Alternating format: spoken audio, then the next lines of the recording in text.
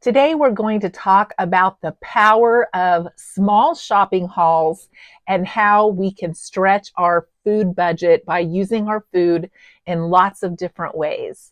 I hope you will enjoy the recipes that I share today, and I hope you will stick around for this video.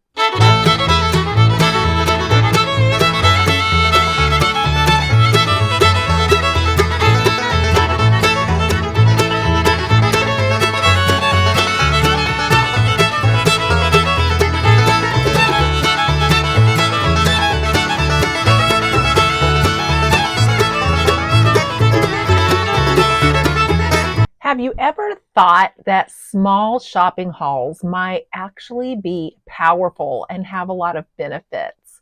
We see huge shopping hauls on the internet all of the time. We see people pushing back their shopping to 2 weeks, 3 weeks, a month at a time. And I know that that has its benefits, and I've done that before. But today we're going to talk about the power of small shopping hauls, especially if you have food that is already stored, or if you are on a low income and you have some cash flow issues. It really can benefit us in a lot of ways that you might not have thought about. The first way that I feel like it really benefits me is it encourages me to look for small amounts to add to what I already have to make meal plans. I can go in and shop the clearance, I can shop the sales, and then I can bring that home, add it to what I have, and use up some of my stock that I have on hand. That is always a great idea, to rotate that stuff. And sometimes if we are used to shopping in big amounts, we bring in a lot of extra, and sometimes stuff doesn't get used and rotated. But using small hauls actually encourages us to use that and rotate it. The second way that small hauls are powerful is they encourage mindful spending. If we go in planning to fill our cart, knowing it's going to be a huge haul, that's what we're going to do. But if we go in being more careful about our spending and knowing that we're just looking for certain items and we're just going to bring out a couple of small bags, that changes our perspective when we're shopping, and it changes how we shop. We already know going in that we're not planning on filling our cart, so it can actually reduce impulse purchases. The third way is by doing these small hauls, it actually helps us differentiate between needs and wants. When we go in shopping and know we're going to come out with a big bill and a big cartload of stuff, we are more likely to spend more money. And we're more likely to grab some of those things that look good rather than the things that we actually need. So the fourth way that a small shopping haul is powerful is it can actually prevent you from overspending in the grocery store. The fifth way that a small haul is powerful is it can be a more relaxing experience. If you're going in knowing that you have this daunting, huge task ahead of you, it can be very stressful. I've heard a lot of people say, I have to go shopping on Saturday. I don't want to go. But if you're just going in for a few things, it's not nearly as stressful. And that's why a lot of people do all of these little shops in between the big shops, because those little shops are not as stressful. But those big shops are the ones that really kill our budget and take half of the day. So it can actually be a more rewarding experience, and especially when we know we don't have to go home, unload, and put away all those groceries. The sixth way that a small shopping haul can be powerful is it can spread out those purchases and actually help you with cash flow, especially if you are working with very little money for your food budget. When you spread out those small shopping hauls and then use them with things that you already have on hand, you can get more creative and you can make your money stretch farther. Many times we don't think about that. We think when we go in and we can't afford much, that it's going to be tough when we get home to figure out what to make. but it actually helps our cash flow by not spending as much every single time we go in. And then we have extra money in case we need it for something that comes up. And the seventh way that small shopping hauls are powerful is it actually allows you to buy fresher items and to have less food waste.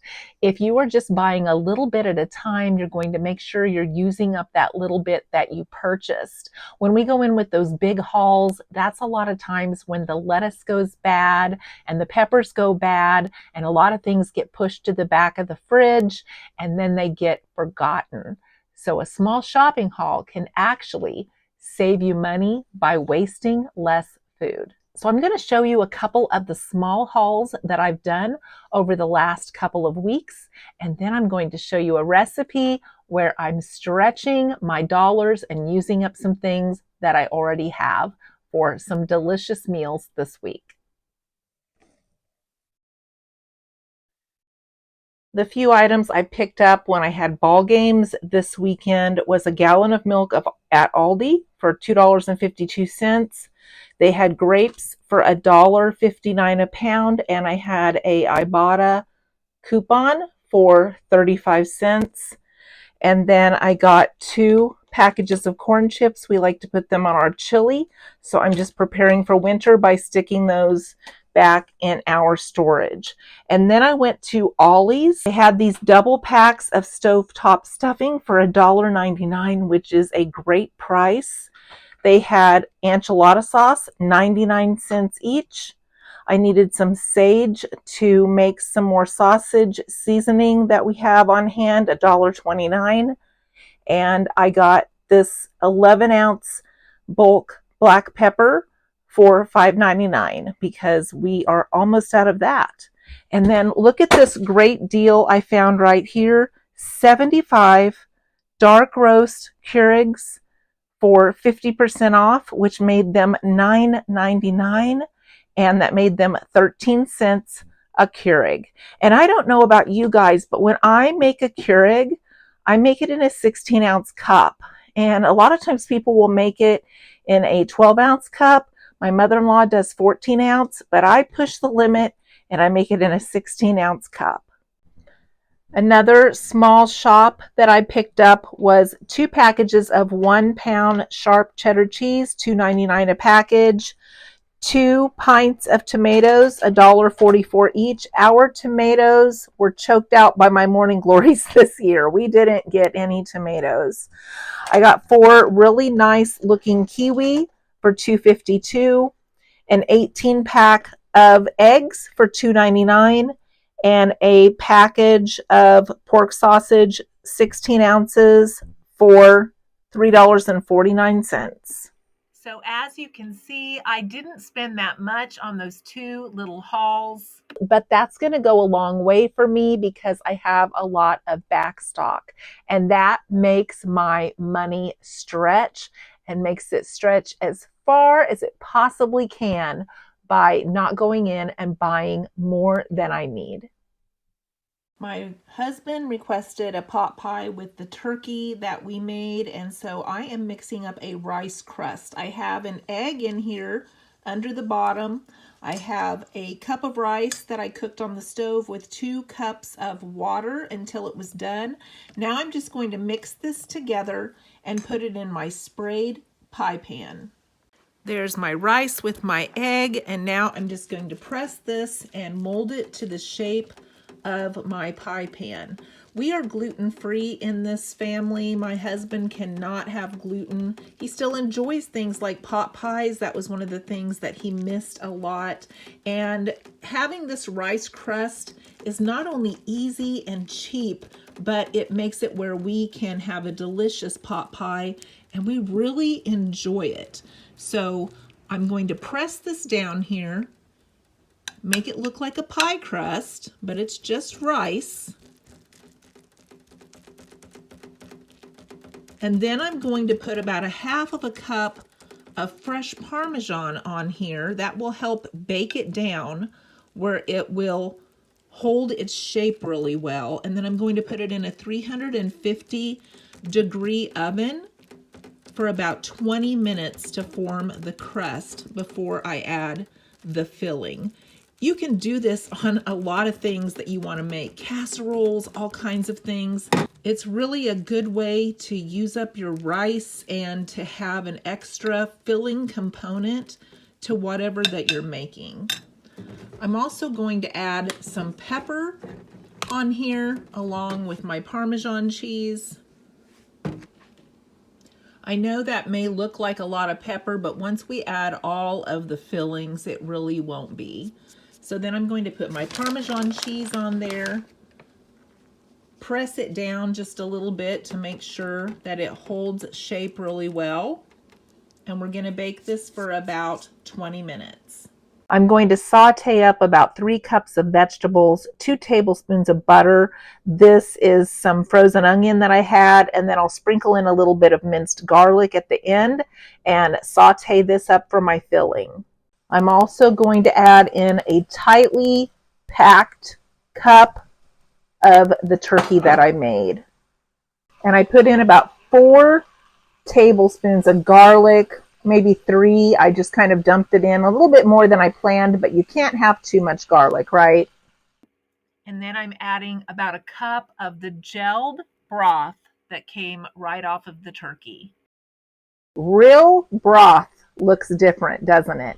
And it gels up when it's really hearty. So we're going to mix that in, which will give it a great flavor.